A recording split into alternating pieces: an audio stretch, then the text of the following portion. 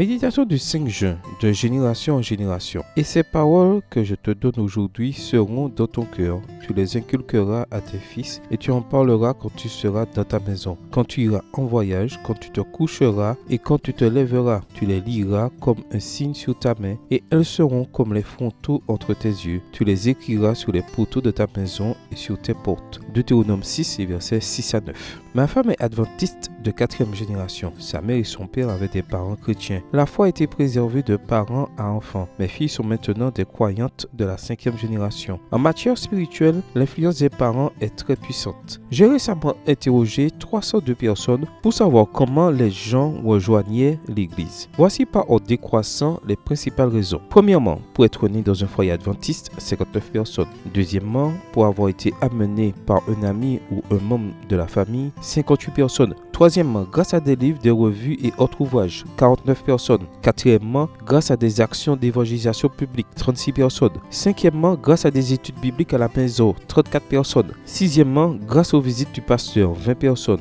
Septièmement, suite à l'influence de la télévision ou de la radio, 20 personnes. Huitièmement, grâce à des cours bibliques par correspondance, 19 personnes. Et neuvièmement, sur Internet, 7 personnes. Cette liste montre clairement l'importance de l'exemple que nous recevons à la maison. Il n'y a pas de plus grande bénédiction que celle de naître dans un foyer où tes parents aiment Dieu, le servent et lui obéissent. Je n'ai pas eu ce privilège. Je n'ai en fait même pas eu la chance de grandir avec un père à la maison parce qu'il est mort assassiné alors que je n'étais qu'un enfant. Mais quand je suis venu à l'église, je suis allé vivre dans une famille chrétienne où j'ai pu recevoir l'influence d'un père et d'une mère qui m'ont servi d'exemple à suivre. L'instrument le plus utile de Dieu pour transmettre la vérité est l'exemple que les parents peuvent transmettre à leurs enfants. La religion s'apprend plus facilement de cette façon. Si tu as reçu de tes parents un exemple de piété, ne le méprise pas. Si, comme moi, tu n'as pas eu ce privilège, apprends des vétérans et quand tu fonderas ta famille, cherche à transmettre les valeurs chrétiennes. Voici le message de @Dieu pour toi aujourd'hui. La meilleure façon de transmettre les bons principes